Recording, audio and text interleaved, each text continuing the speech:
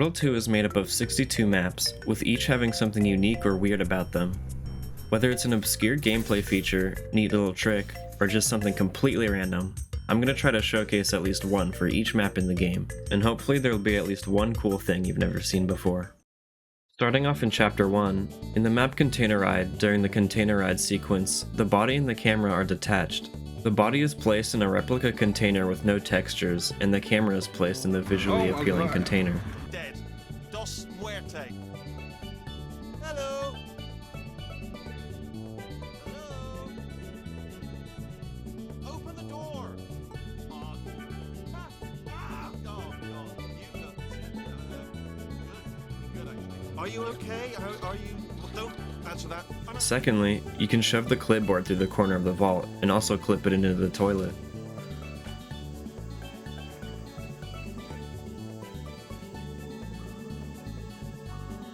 Lastly, in the puzzle portion of the map, the Can Pi Beat Portal 2 video series ended at episode 12 because they soft-locked by clipping the cube out of bounds somehow. So I guess Pi can't beat Portal 2. In Portal Carousel, it takes some effort, but you can throw the cube over the glass wall onto the button. You can also grab the cube under the glass, but this is really only used in tool-assisted speedruns. In Portal Gun, there's a pan under the map that doesn't do anything and has no known way of being brought in bounds through regular means. You can grab the portal gun from pretty freaking far away. It has one of the only chairs that you can pick up in the entire single-player campaign.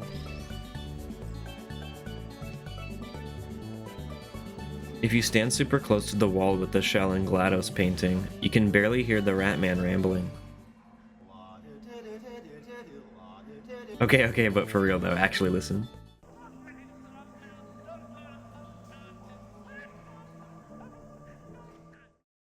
In Smooth Jazz, the world record time for challenge mode is so fast that there's no jazz at all. In 3, 2, 1. You have trapped yourself. Congratulations. The exit door. You can put the cube back inside the dropper with clever portal placement.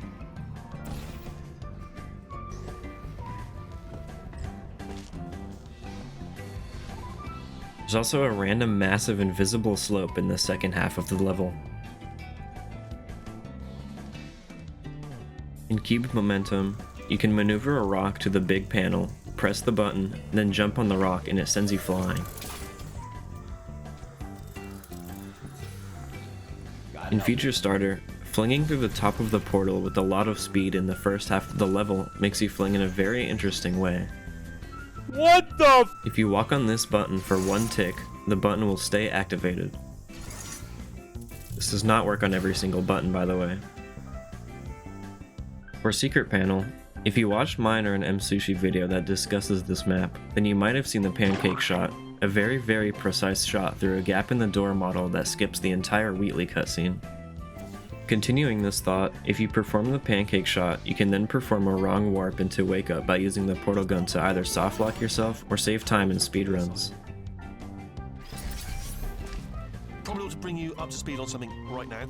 In order to escape, we're going to have to go a portal right behind me there and come on through to the other side. Probably ought to bring you up to speed on something right now. In order to escape, we're going to have to go through her chamber, and she will be... Speaking of Wake Up, if you're not holding Wheatley, you can grab Hoopy and 2 different clipboards.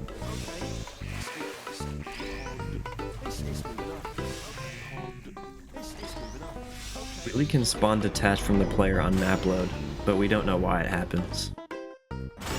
Probably ought to bring you up to speed on something right now. In order to escape, we're going to have to go through her... If you do an accidental dialogue skip before entering the escape pod, you can actually soft lock. I've just done it again. Look for a switch. This is the main breaker room. Lastly, in Incinerator, you can save the falling turret at the start of the level, but it explodes anyways even if you grab it. There's a ton of random clip brushes near the very end of the map. Like, what is even the point of this? Who is making these invisible walls? Mr. Mime? Finally, Incinerator has the slowest ending elevator in the entire game. And that's gonna wrap up Chapter 1. Moving on to Chapter 2, starting with Laser Intro, you can get out of the playable area in 3 different ways, one of which brings you out of bounds.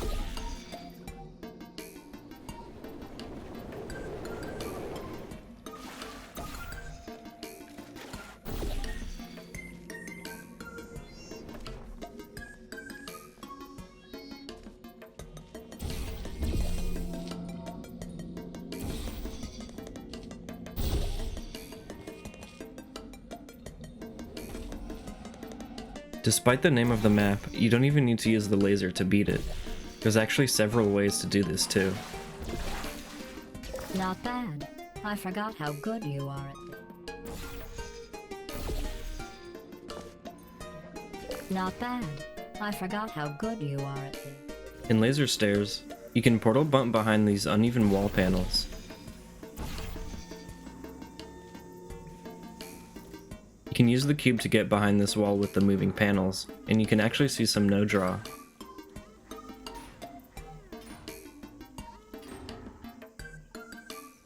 By putting this rock or camera on the ending button, you can actually activate the ending dialogue. Well done. Here come the test results.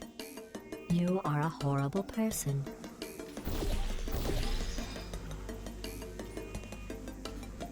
Well done. Here come the test results. In Dual Lasers, the checkmark indicator that shows the puzzle completion is actually hollow, letting you put objects inside it. It actually has its own category on speedrun.com called Radio and Hole Percent, and it has one of the most insane submission rules that I've ever seen. Wheatley is actually in this map, but you can't grab him.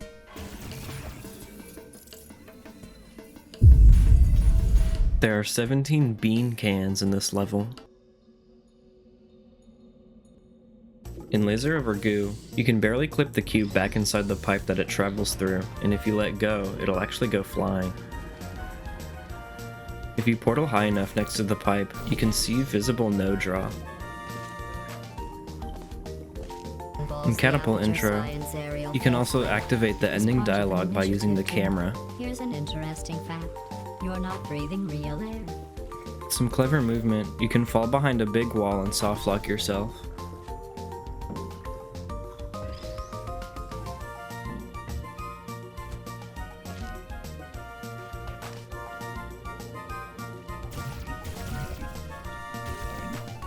In Trust Fling, there's a really small chance that one of the falling ceiling panels can actually hit the catapult. By myself, of broken glass.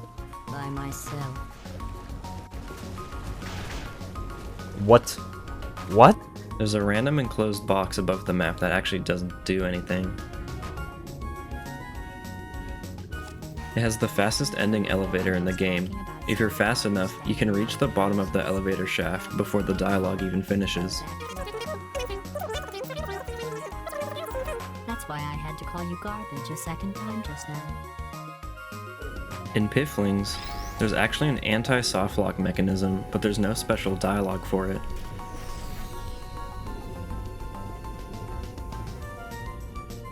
There's a mist-textured surface behind some broken panels.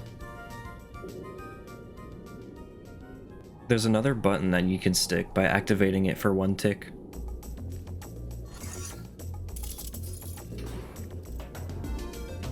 Remember, Lastly, I in told you Fizzler about Intro, them in the last test there are 2 area. methods Did to not shoot have portals from the one. main area and solve the puzzle without a cube. Emancipation grills. Remember, I told you about them in the last test area that did not have one. Emancipation grills. You can actually jump into these Remember, ceiling panels I if you're told you fast about enough, them in the last and you can test actually see area some that did no-draw. not have one. That will conclude Chapter 2. Moving on to Chapter 3, starting with Look Ceiling at you, Catapult, sailing you can through the activate the air ending dialogue majestically, early if you like an repeatedly eagle, hit the dialogue piloting trigger. a blimp. Look at you, sailing through the air majestically, like an eagle, piloting a blimp. Look at you. Shooting a portal in this corner next to the light causes it to fizzle.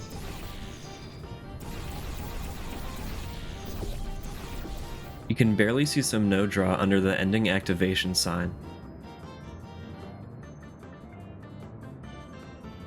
In Ricochet, the blue moving panels have teleport triggers inside them in case you get stuck in them. You can portal bump onto wall debris behind the first catapult. In Bridge Intro, Wheatley is actually in this level, but you can't grab him.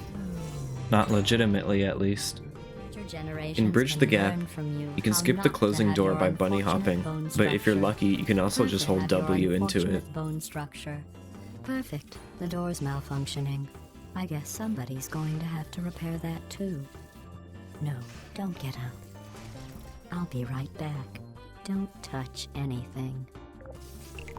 The panel that shows the Ratman Den isn't solid, so you can actually just shoot into it. I spoke with the door mainframe. Let's just say he won't be, well, living anymore. In Turret Intro, the first turret has a trigger to be toppled over on the slightest touch.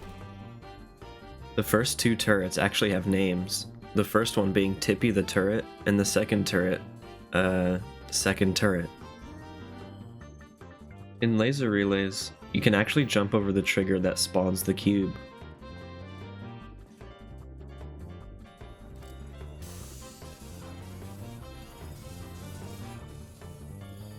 You can spawn two cubes with a precise series of inputs.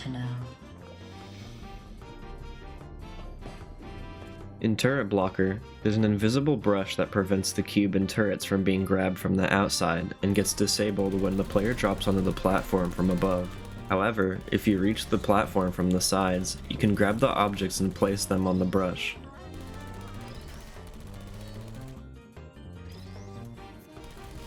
Once they are outside the brush, you can't put them back in because you never disabled the trigger, so the objects will just float. The map logic for the exit door have freaky names. Ooh. In Laser vs. Turret, passing through the door in the middle of the level, even if it's activated just for a tick, forces it to stay open. This can lead to a weird visual, making it look like you just phased through the door. In Pull the Rug, you can find 67 mugs.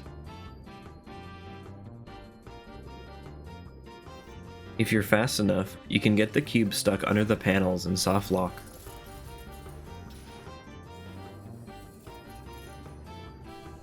When preventing backtracking to the Ratman Den, there was supposed to be dialogue, but was deleted and doesn't even play. And that's gonna wrap up Chapter 3. Moving on to Chapter 4 in Column Blocker, there are two portal surfaces in the ending elevator shaft.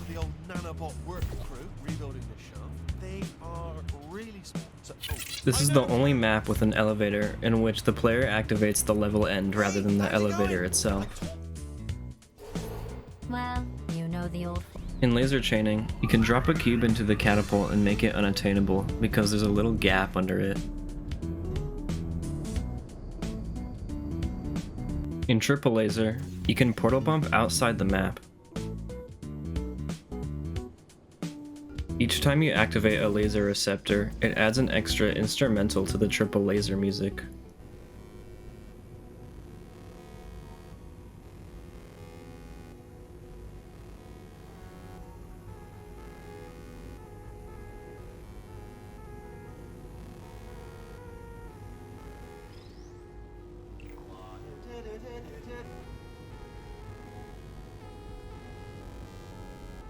In Jailbreak, the lights turn off, the game teleports you to a completely different area.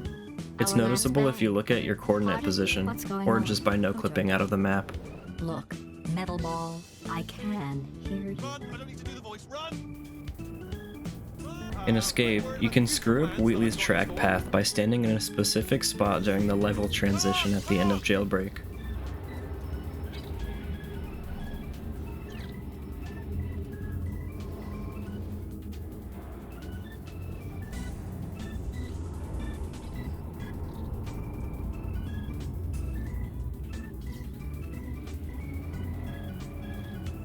You can jump on Wheatley's track and go to the end of the level, breaking the escape sequences.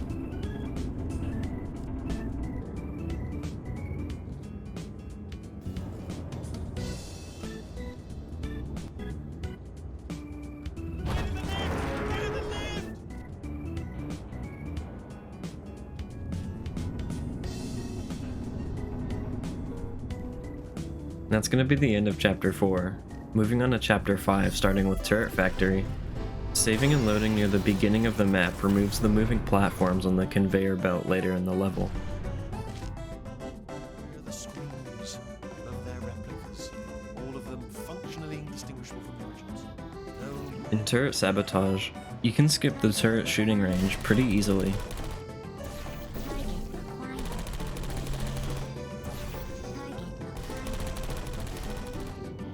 You can portal bump into the little room with the turret scanner instead of just waiting for Wheatley to smash the glass for you. Well, that should do it. Template missing. Continuing from memory. Oh, it hasn't done it. In Neurotoxin Sabotage, you can jam the shredder by using the chair in the observatory room.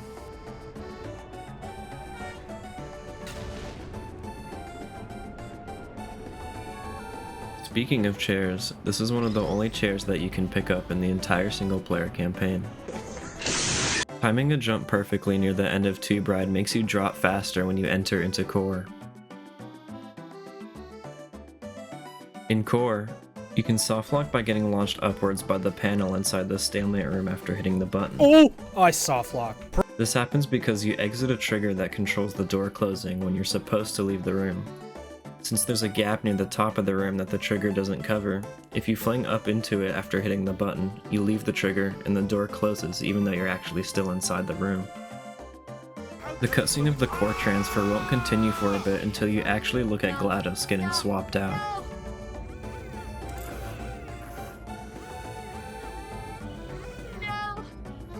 This probably happens in order to give the player a chance to actually see any important story elements. The top of the ending elevator is really bouncy for some reason. It's gonna be cool to be in charge of everything, but wow, this is cool. Moving on to chapter 6. In Longfall, the entire level around you is moving rather than having the player actually fall down a hole. You can see that if I go into cam control, the camera stays in line with Shell rather than just watching her go down. Also, our velocity is static. In Underground,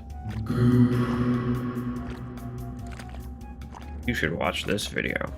You can stand on a giant invisible brush above the catwalk, but it disappears once the vault door is fully open.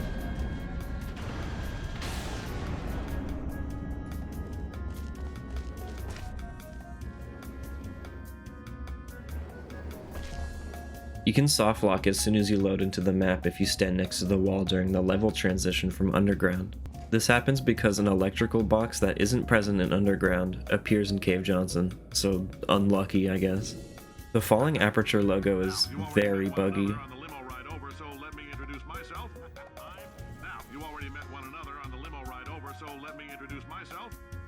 There are several portal bumps that go through the cavey walls.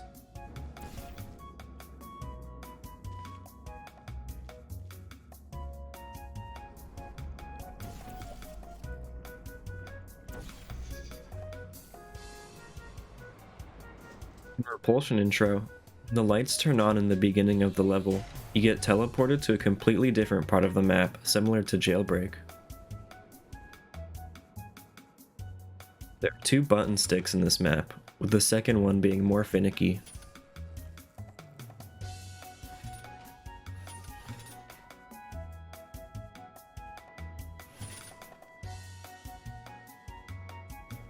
Falling into the hole near the final button is guaranteed death.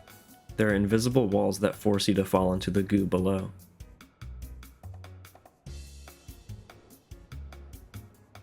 In Bomb Flings, there's an invisible surface on the outer ring which you could surf on and not die. In Crazy Box, the top of the gel pipe is not solid, and you can even push the spawning gel with your body. You can grab the cube through the floor and break the glass from the inside.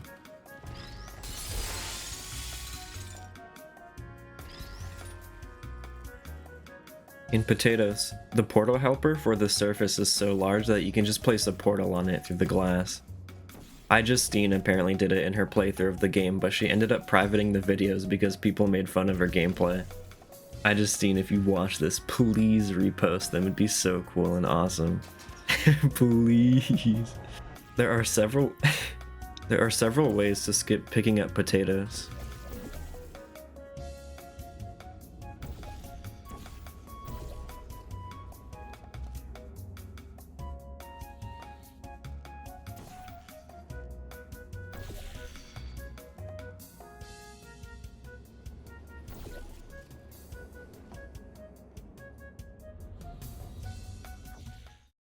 In Chapter 7 in Propulsion Intro, there's a very small gap which lets you barely see a portal surface at the very end of the map.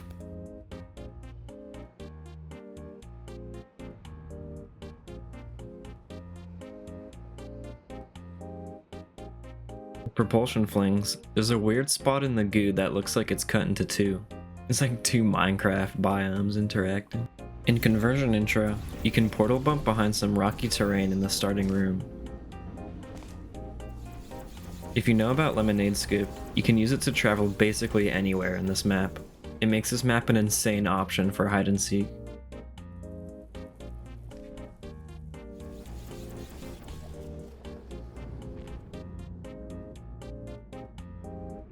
In 3 Gels, the pipe at the end of the map is actually bouncy, so you can just line up and hold W all the way to the top. If you do make it to the very top, the pipes aren't even aligned. You can vent in this map.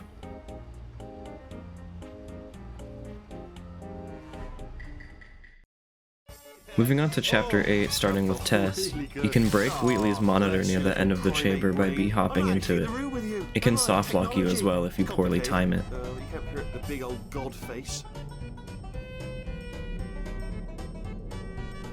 This one's more of a pet peeve if anything, but it just annoys me that the letter T's in test on the wall are shorter than the other ones. Like, just add another brick at the bottom or something, dude. Like, funnel intro. In the Switch version of the game, there's an unused version of the map left in the development depository that you can actually play on the PC. Here's what it looks like.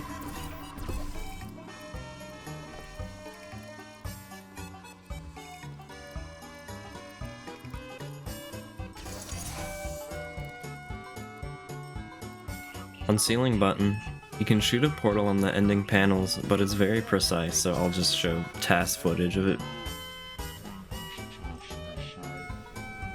In Wall Button, you can catch one of the falling panels from when the rooms collide.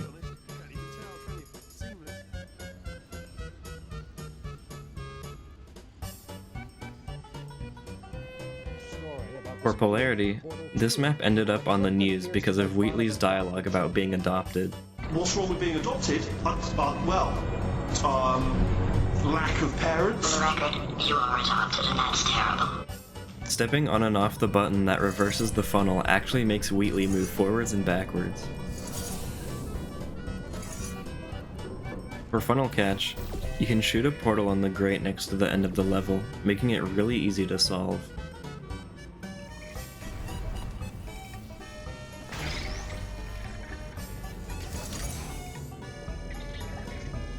For Stop the Box, you can catch the cube out of the air instead of relying on the wall to stop it.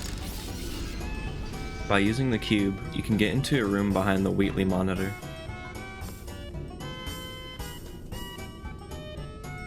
For Laser Catapult, there's a catwalk behind the level that you can only see if your shader settings are set to high.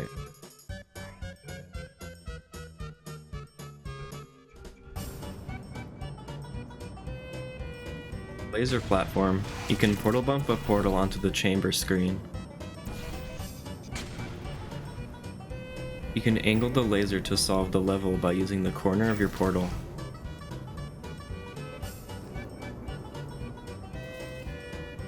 Prop Catch, the ending doors won't open unless you look at Peabody from the start of the level.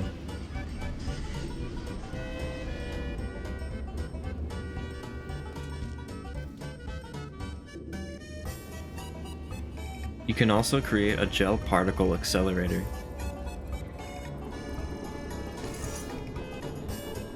In Repulsion Polarity, the cube at the start gets entirely deleted when the container falls on it. The end of the map has a teleport for some reason, similarly to Jailbreak.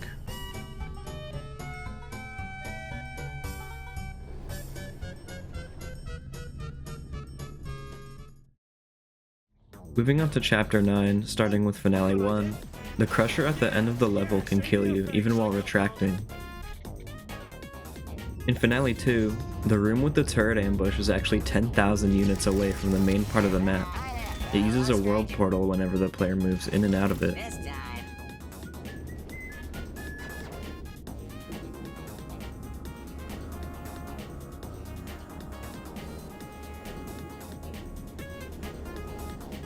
In the room where you avoid the Crusher by using the funnel, the game automatically corrects your portal for the funnel, regardless of which one you shoot.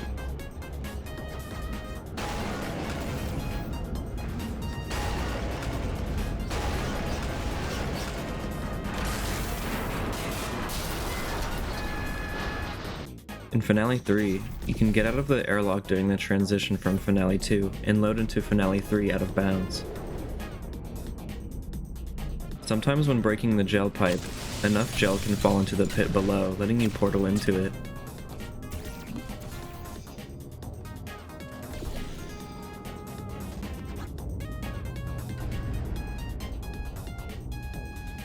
Lastly, in Finale 4, placing your portal in the very top of some of the panels by portal bumping and standing in the right position can result in a fun visual bug.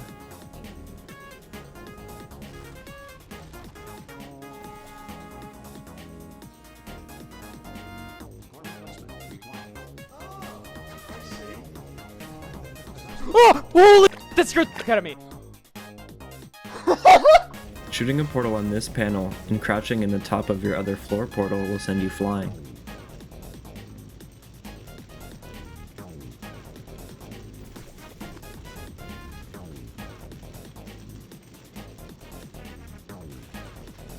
There's a test map for the ending cutscene of the game. It looks really silly when you let it play out.